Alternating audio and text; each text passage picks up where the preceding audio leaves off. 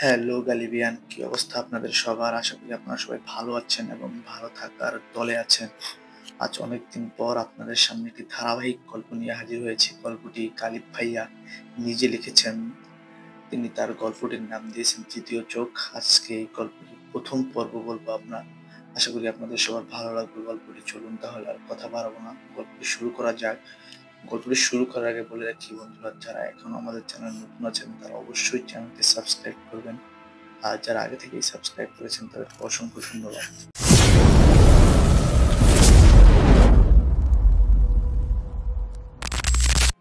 মা মারা যাওয়ার পর থেকেই বাবার মাঝে অদ্ভুত একটা পরিবর্তন এসেছে।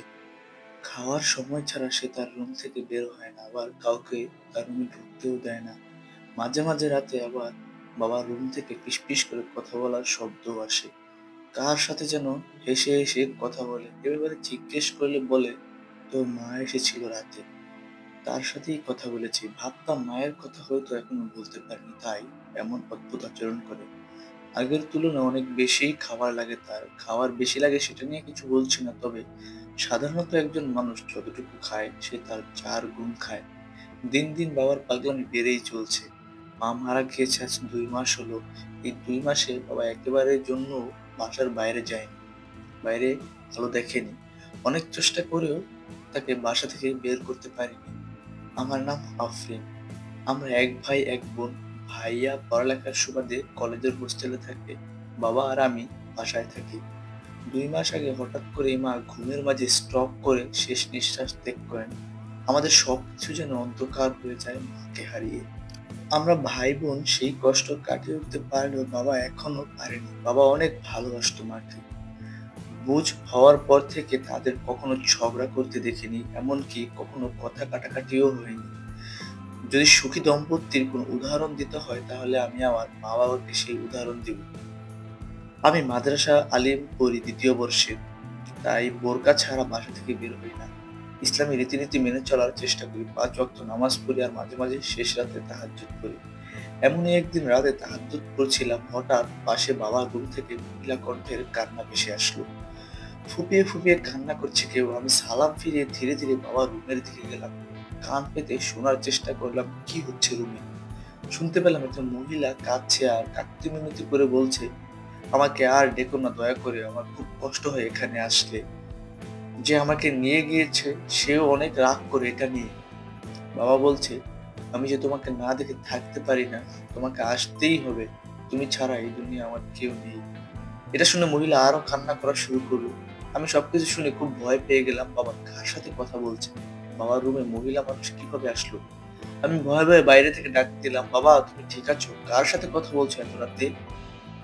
হঠাৎ মহিলার কান্নার আওয়াজ বন্ধ হয়ে গেল। আমি আবার বাবা বলে ডাক দিতে রুমের দরজা ধপাস করে খুলে গেল। একটা কালো ছায়া খুব দ্রুত রুম থেকে বের হয়ে গেল। ছায়াটা বের হওয়ার সাথে সাথে আমার দরজা বন্ধ হয়ে গেল এবং মেইন দরজার সামনে গিয়ে অদৃশ্য হয়ে গেল। আমার পুরো শরীরে ঠান্ডা একটা অনুভূতি হলো। মনে হলো যেন একটা বরফের খন্ড আমার পাশ দিয়ে গেল।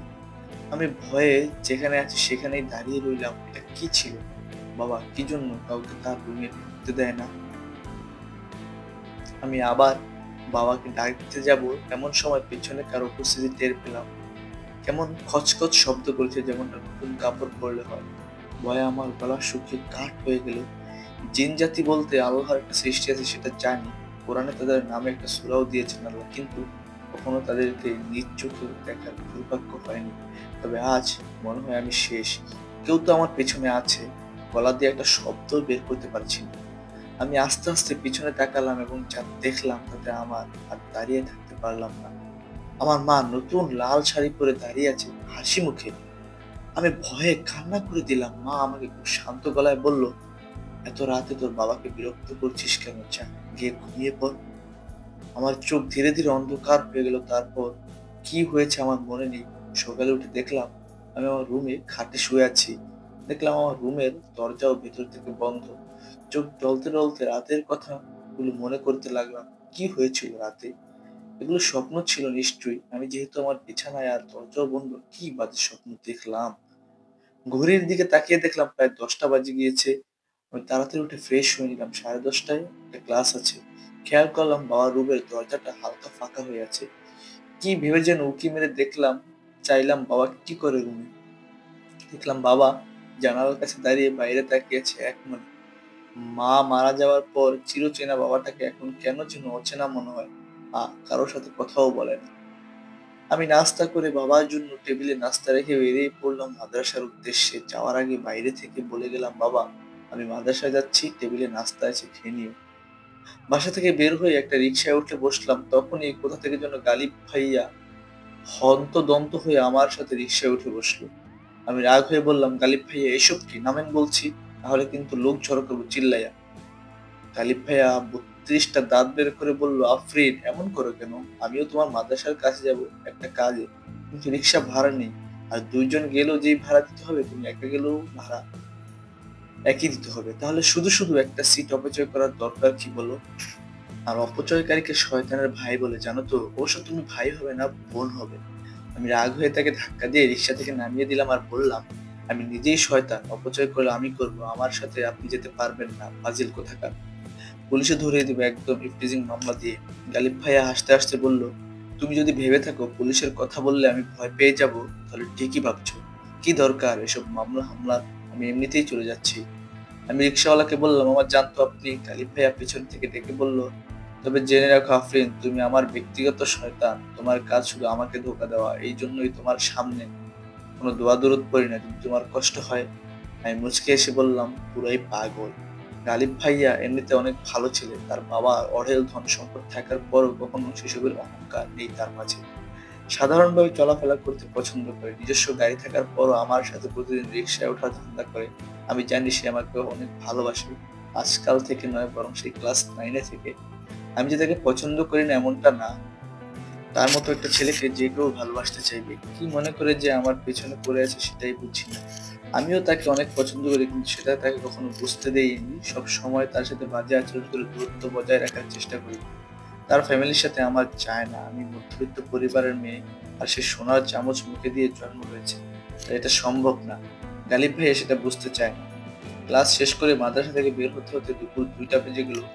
বাইরে এসে দেখলাম রাস্তার ওপারে গালিব ভাইয়া দাঁড়িয়ে আছে। এটা তার নিত্যদিনের রুটিন। তাই সেদিন না তাকিয়ে আমার মতো আমি হাঁটা দিলাম বাসার দিকে। গালিব ভাইয়া দৌড়ে এসে আমার পাশে হাঁটতে লাগলো। আমি কিছু বললাম না, জানি বললেও সে যাবে না। গালিব ভাইয়া বলল, আফরিন আর কত অপেক্ষা করাবে? আমি জানি তুমিও আমাকে ভালোবাসো, তাহলে কেন আমার সাথে এমন করো? আমি খুব শান্ত হয়ে বললাম, গালিব ভাইয়া এটা সম্ভব না, সেটা আপনিও জানেন। কোথায় আপনার রাজপ্রাসাদের মানুষ আর কোথায় আমরা ঘুরে ঘুরে। এসব সম্পর্কে সূচনাটা অনেক মধুর হলে উপসংহারটা খুব যন্ত্রণাদায়ক হয়। আপনি কেন বুঝতে চান না?